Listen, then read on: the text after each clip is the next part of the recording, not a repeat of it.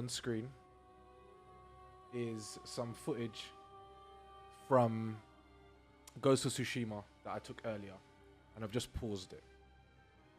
What I'm going to do now, I'm going to show you what my desktop looks like, and this is what the Telestrator does. Let me just turn down the epic gaming music.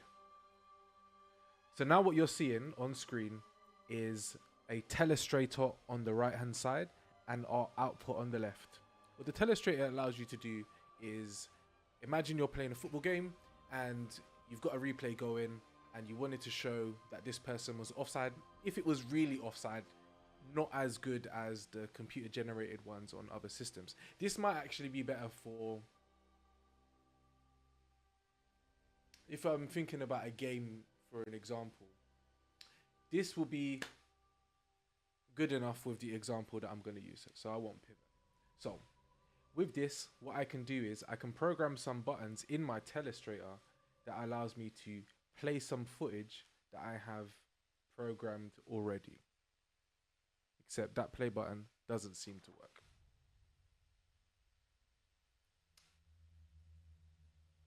Amazing, cool. Now I've transitioned it on screen, it's playing. What I can do now, on my Telestrator screen, I can pause it. And what I'm going to do is I'm going to look at some different options of how we could attack. If I increase the stroke of the pen, it will look a bit better. Pause. So we could go this way here, or we could go up on the hill here. We could rain down arrows. Boom. Destruction. This is what a Telestrator allows you to do. I could say, well, we have 3 targets. That's what we're going to do. We're going to be able to plan, be strategic. And the reason why this is such an impressive piece of equipment is because you're allowed to do it from sort of a web browser, but you could also use your phone to do the same thing. Let me know if this makes any sense, if I'm moving too fast.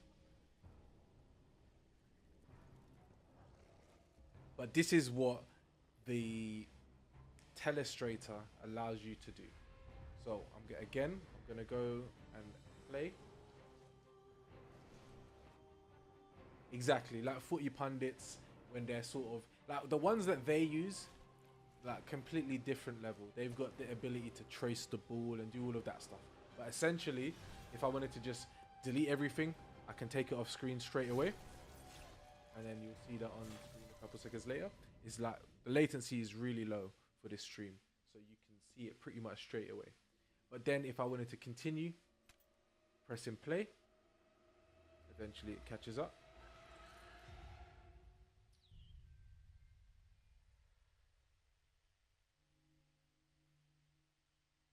I think I might need to reprogram that play button. The pause one I'm for sure works. Anyway, so now we've moved up. Pause it at any moment we see fit. See me, I'm just dodging because I'm the GOAT. Amazing.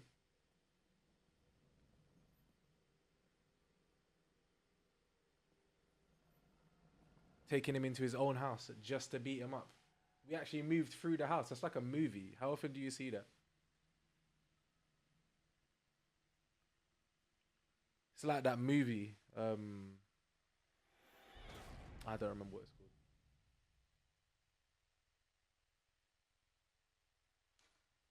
This clip's not that interesting. What you can do though, you can add buttons, so you can go jump 10 seconds, pause, play. You can add a bunch of, this is what you have, 10 options for different buttons that you can use underneath your Telestrator for different things that you can program it to do. It is actually programmed in a pretty similar way to how you would program something like a shortcut, which you would then tie to your Stream Deck. What happens when we get on the top here? Okay, I just get set on fire. Amazing.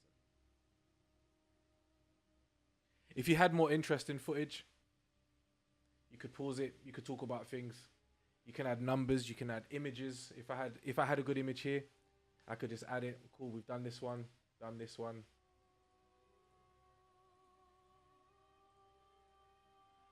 Cleared it up. That's basically what the Telestrator does. It is quite new to vMix from my understanding. They did a beta about 6 months ago, is what I saw online. But now it's been rolled out, so when you update to the latest form of vMix, this will be on there, and it is very easy to use because I learned how to use it today. Or yesterday.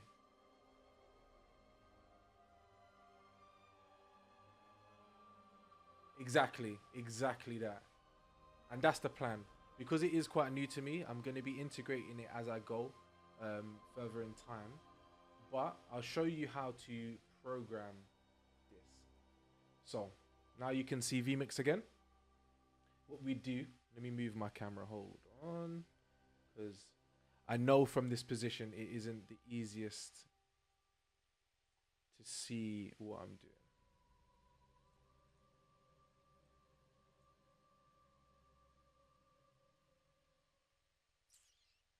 Let's move up here.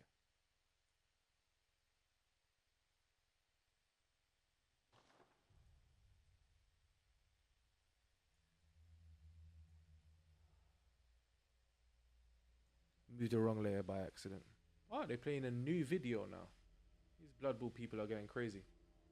Okay, so the way you would program for the Telestrator is you would go into the same shortcuts option as before. And when you go to add the button, you'd want to click Show in Telestrator. You don't want it to be triggered by anything because that's not how this is going to work. So you're going to click None. You would choose the function. In here, it might be Play because that's all I want to do. And that would be my first button as the one that you saw before. Once I click OK, once I then open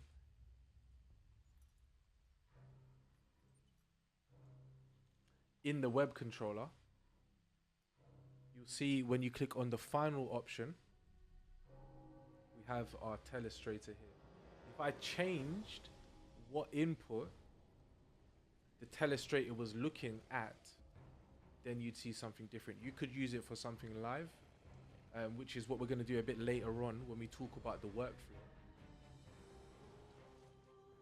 Nobody else log into that IP, please.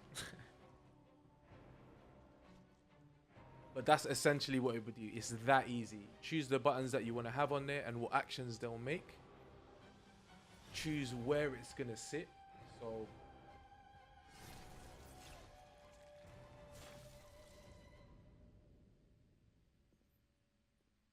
yep, so in our Telestrator here, once we've clicked this on, we're going to choose which output it's looking at.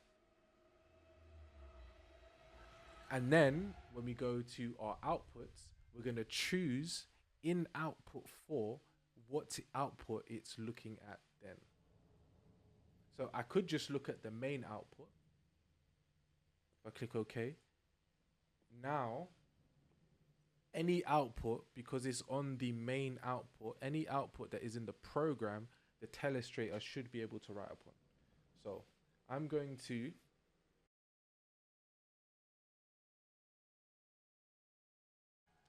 go to the game footage. Then I'm going to bring vMix onto my main screen. Open up the Telestrator. And as you can see, I can just use the red cursor. I can put a number 1 Badman. I could put an image, circle, square, squiggly line. It just really depends on what you want. You can use this on a live input. It just depends on how you program the input. I have 2 versions of the Telestrator open, 3 versions for no reason. And that is kind of cool because then different people can have it open in different places. As long as you've got access to the web controller, hypothetically, since you can open it in more than one place, more than one person can take an action on screen.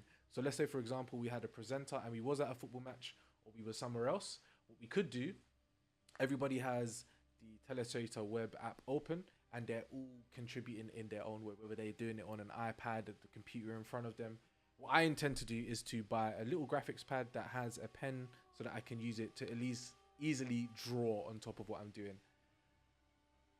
I hope that makes sense. All right, let's start. We're going to start a new game. Again, I do have this game, so it's not completely new to me. Well, you've come to the right place.